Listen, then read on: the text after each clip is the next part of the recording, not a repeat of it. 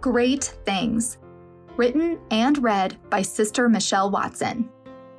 Do you remember the movie It's a Wonderful Life? At the start of the story, the main character, George Bailey, has one wish. He wants to leave his humble hometown of Bedford Falls so that he can travel the world and do great things. Does George get his wish? Those of you who have seen the movie know that no, he doesn't. He wants to leave and plans to leave, but one thing after another requires him to stay and hold down the fort. His father dies and he must take over the family business. He gets married and has kids. War breaks out in Europe. Before he knows it, 10 years have passed and George never gets to do the grand things he dreamed of in his youth.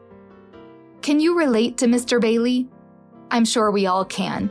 Unless, of course, you're one of the bright-eyed young ones with a glittering road of possibilities stretching ahead of you. George never got to do great things. And when he gets in big trouble and thinks he's lost everything, he reflects on his piddly little life and thinks, I'm nothing. I'm nobody. I'm better dead than alive. That's when God sends Clarence, angel second class, to his rescue. Clarence transports George to an alternate reality where he gets to see what his beloved town of Bedford Falls and its dear inhabitants would be like if he'd never been born. George walks the streets of a seedy, immoral town where nobody cares about anyone else. His friends and family are down and out, lonely and hard-hearted. George gets to see that he did, in fact, make an impact, not just on his family, but on the community as a whole. He realizes that his life does matter, after all, and it wasn't because he did great things. It was because he did small things. He loved his wife and kids. He kept his friendships. He worked hard. Let me ask you this. Who in your life do you consider great?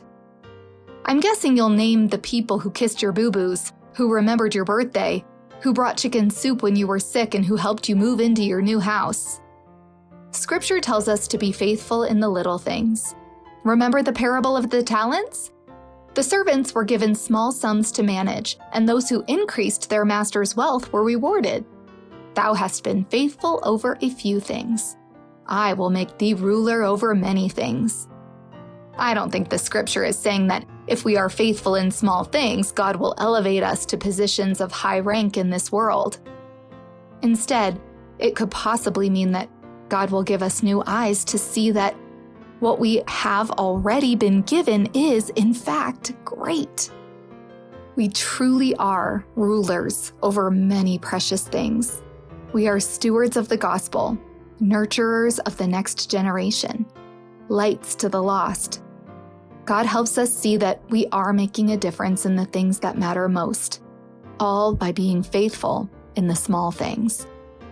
So, if your floors need mopping, mop them. If your mom needs calling, call her. If a card needs writing, write it. You get the idea. The Book of Mormon says, by small and simple things are great things brought to pass. Alma 37:6. It happened with the loaves and fishes, and it can happen in your life too. So what if you haven't pitched in the major leagues or belted a ballad in the spotlight or achieved executive status around the office?